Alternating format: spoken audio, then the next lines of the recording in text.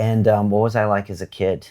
Was I easy to deal with? Was I happy? Was I angry? Okay, yeah. So, well, you were very expressive, of course, and probably the biggest surprise was when you were 10 months old and you were in your high chair, and I washed your face with the washcloth after your food, because you'd done the finger thing.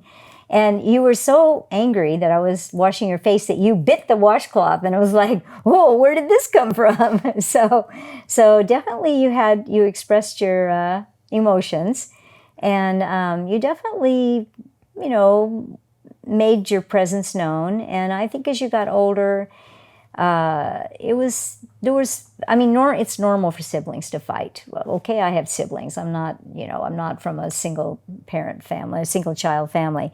But it got more and more, I think, as you got toward 11. And I just thought maybe it would benefit to have some counseling. And so there was this really cool guy. He was like a surfer guy.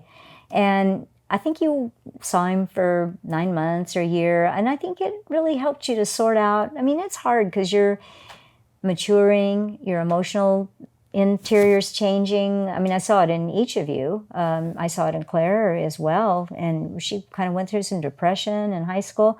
And so I thought it helped a lot. There was some of that going on. You would kind of bang things on the walls and maybe not do your chores later. So it got toward 14. Then you got toward 14. Slam doors and things Slam like that. doors Yeah. and, kind of and I like I say, a lot of that's normal. But still, it was hard for me. I was a single mom, right? And so I don't know, I've got to deal with that. So, Can we talk about you becoming a single mom?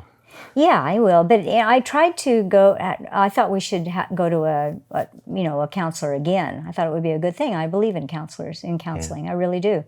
But you wanted no part of it, and now you were 14, so I wasn't going to be able to convince you.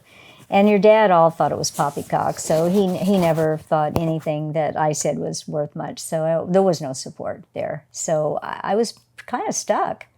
So I read this book called The Strong-Willed Child, and I thought, I really need to sit down and talk to you and say, look, we have to work as a team, and we've got to share the chores, and we need to do these things. By then we had a college student living with us, Bill Boxer, because I really needed somebody between 4 and 7 each day to pick you up. I was working, carpool you to lessons, prepare the evening meal, do the grocery shopping, and I gave him free room and board, as you know. And I know he was such a part of our family. He was really a great part of our family. He really liked you kids.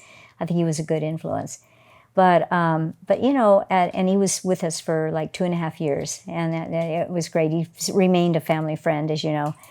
But I felt after reading this book that I needed to just talk with you. I wasn't getting any support from your dad as far as how to work with you through these issues.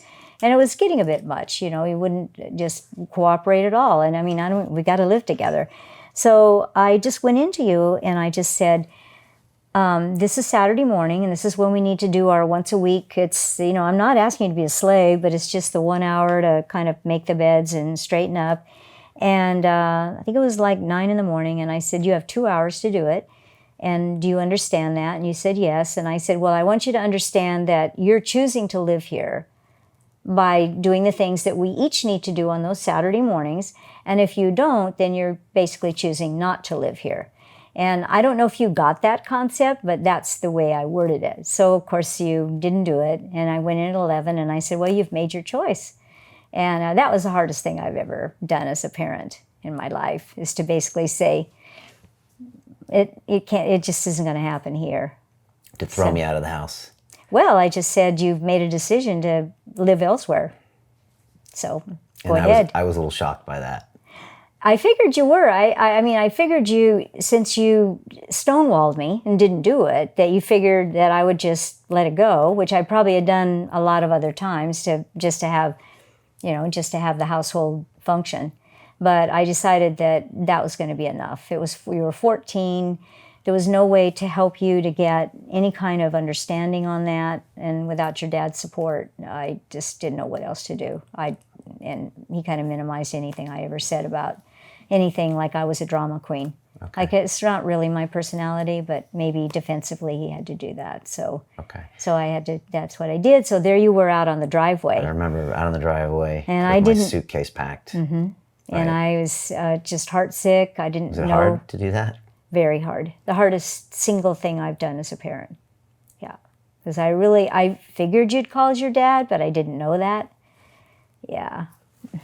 Yeah. Give you a hug right now. You had to do it. I know. Will you forgive me?